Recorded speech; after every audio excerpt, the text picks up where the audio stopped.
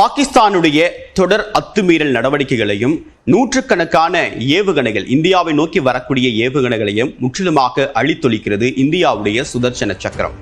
அது என்ன சுதர்சன சக்கரம் அப்படின்னு பார்க்கும்போது S-400 அப்படின்றது தான் இந்திய வான்பரப்பை பாதுகாக்கக்கூடிய ஒரு அரண். இதனுடைய சிறப்பம்சம் என்ன அப்படின்னு பார்க்கும்போது ரஷ்யா கிட்ட இருந்து 36,000 கோடி ரூபாய் செலவில் இந்த பாதுகாப்பு அரணை நம்ம கொள்முதல் செஞ்சிருக்கோம். இதனுடைய பணி என்ன அப்படின்னு பார்த்தா இந்திய வான்பரப்பை முற்றிலுமாக கண்காணித்து அதை பாதுகாப்பது தான் இந்த S-400 முக்கியமான பணி.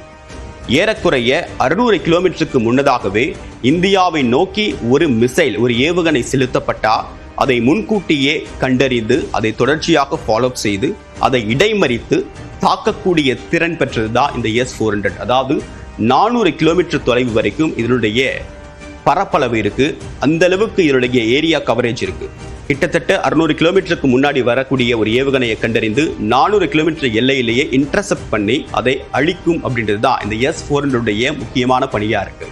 அதாவது இது கண்காணிக்கக்கூடிய பணிகள் எது அப்படின்னு பார்க்கும்போது இந்திய எல்லைகளில் இப்ப 3 S-400 நிலைநிறுத்தப்பட்டிருக்கு. இது அப்படின்றது ஒரு ஆயுதம் கிடையாது, ஒரு மிகப்பெரிய கட்டமைப்பு. ஒவ்வொரு ஆயுதத்திற்கும் பல கிலோமீட்டரை கண்காணிக்கக்கூடிய திறன் பெற்றதாக இருக்கு.